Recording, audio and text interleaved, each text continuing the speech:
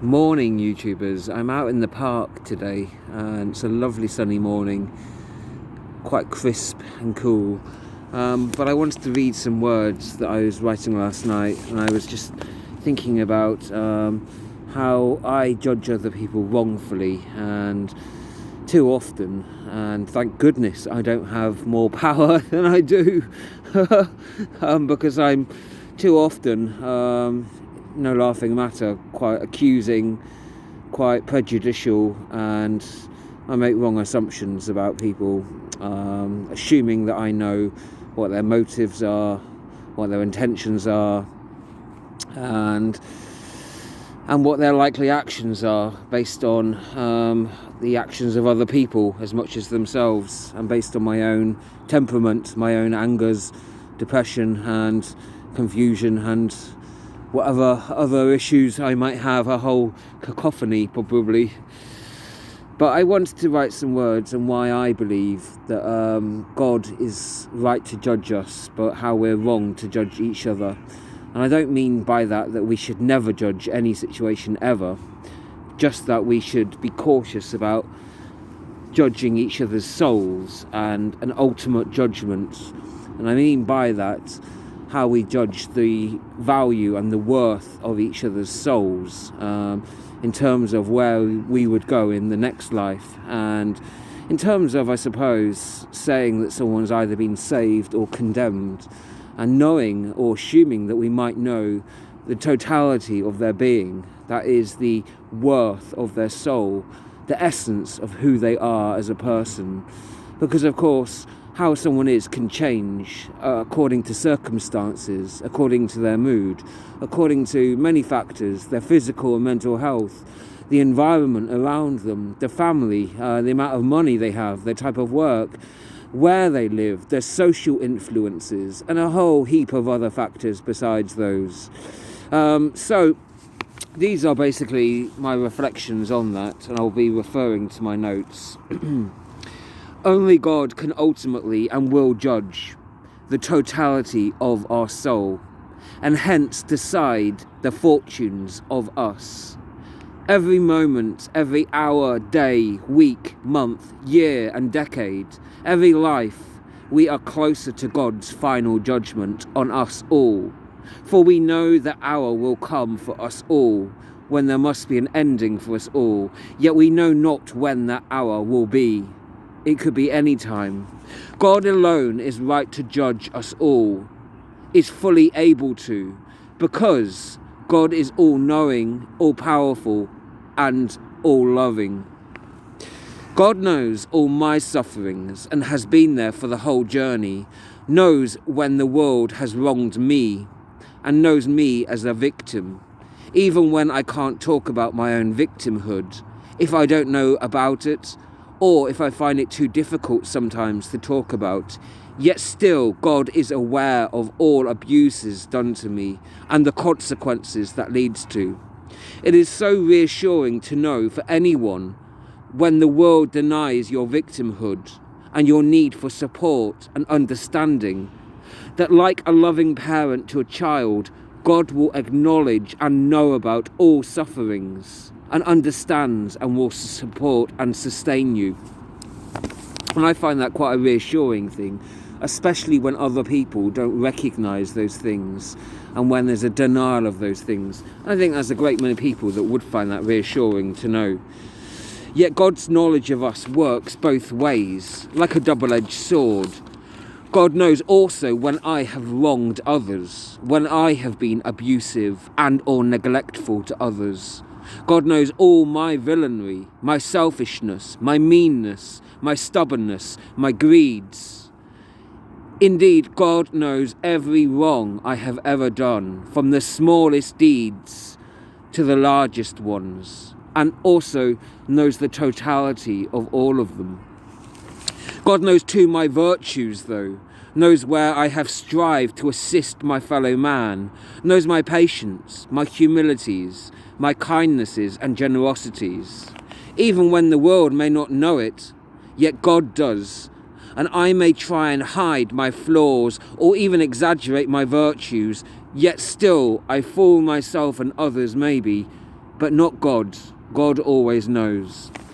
And God knows when the world has treated me well, when those have worked hard to support me, to nurture me, to provide for me, through good times and bad. Even if I am not always grateful of such gifts, of such blessings, yet still God does know of such things. In short, God knows the good I have done for others, and the good that others have done for me. And God knows the bad that I have done to others, and the bad things that others have done to me also. Our knowledge of each other is often so limited. We may not know someone was a victim or even an offender of something, especially if it's a serious enough thing. They may be too ashamed to talk about it or just want to hide it for fear of other people's reactions. We may not know if somebody has exaggerated their victimhood, perhaps to gain some sympathy, or entirely made it up perhaps. Or if they have attempted to minimise perhaps the harm that they may have caused others in the hope of avoiding the judgment of their fellow man.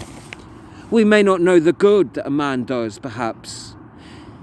He may not want any praise or flattery, or it may be that someone boasts of something that they haven't done, or makes more of something than it really is. We may not know a man's blessings. He may be ungrateful or take things for granted and give no thanks for those that helped him. And I think at times we can all do these things, to portray himself as a self-made success rather than giving that praise and thanks where due to other people, or more of a victim to gain sympathy perhaps he might want to portray himself as. Yet it could also be that a man does not tell of such things that he lacked in life. He does not want to dwell on his own neglect to himself or others. To judge and know the true worth of a man, one must know and be totally aware of the circumstances, the good and the bad that the world has dealt him, in order to know the context for his actions, that is, the good and bad that he has given out to the world. All humans are limited in the powers that we have. Do any of us have the power over death alone? Can we choose what will happen to our soul after this life? No. We as humans are limited in our powers. We cannot send another soul wherever we would want to. Not after this life. We do not have the ability neither to condemn nor to redeem another man.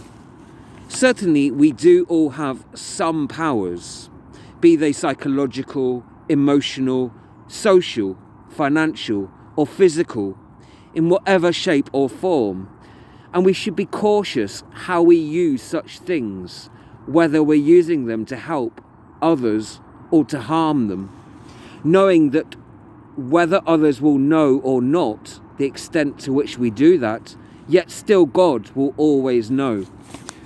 God has given people certain powers to use, and with rights also come responsibilities, and we should be careful how we use those things therefore. But God has powers beyond the understanding of ordinary people, of all people, in fact. We cannot explain how the universe itself was created. And although some people would say the Big Bang, what created the Big Bang or created the thing that created the Big Bang? How can any of us understand where all things come from indeed? How can we even know what a soul is, to know whether it reincarnates or indeed how it does? Never mind how or when or why and what form it will take. Science indeed has taught us many great and wonderful things. Science can be used for good or bad, and there are great technological advances we see in the world around us. Cars, planes, computers, and more. But can such technological advances that science has allowed, can it prevent death itself? Can it recreate another Earth? Can it bring back extinct species from the past? Can it save our mortal soul? I do not know how God has created the world, or indeed the many wonders of it. How God has created the sun and the moon and the stars orbiting the earth as they do, and I cannot explain all the many wonders, the plants, the animals, the minerals, and how they were all formed over such long periods. I cannot explain reincarnation, yet it's possible. I do not understand the process of how it would work, but because I do not understand something and how it operates does not mean that it doesn't, just that I don't understand it. I don't understand computers, human bodies, or even how cities are constructed, yet here they are. We as humans do have some limited powers over each other, just as we have limited knowledge about each other. I cannot send someone to a different body at a different place and time, though. I can neither condemn nor save their soul. The reason that it is good that God alone has complete knowledge and this power over us as humans rests on the fact that God is omnibenevolent, meaning all-loving towards all people. We as humans have tendencies to prejudge each other. We can act prejudicial to one another, treating someone wrongfully because of something they can't help, because of their age, a disability, because of their gender or race, because of the body that they happen to be born in, or some mental or physical disposition. Or indeed, we can sometimes treat someone wrongfully because of something else. We as humans are not always purely driven by love alone. Sometimes we are mean to each other for no reason, or sometimes mean for a reason, when we are not perhaps forgiving or driven by anger and pettiness and vengeance sometimes. Imagine if we were given such powers over each other.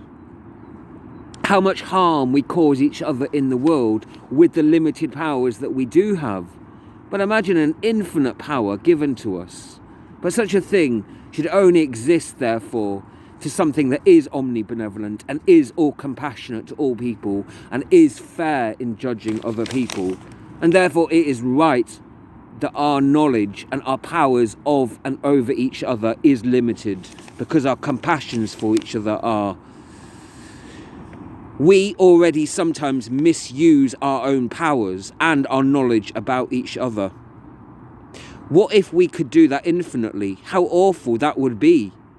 So given our lack of care sometimes, it's good that ultimately such power and knowledge rests with God alone, since God alone will use it always and only for good.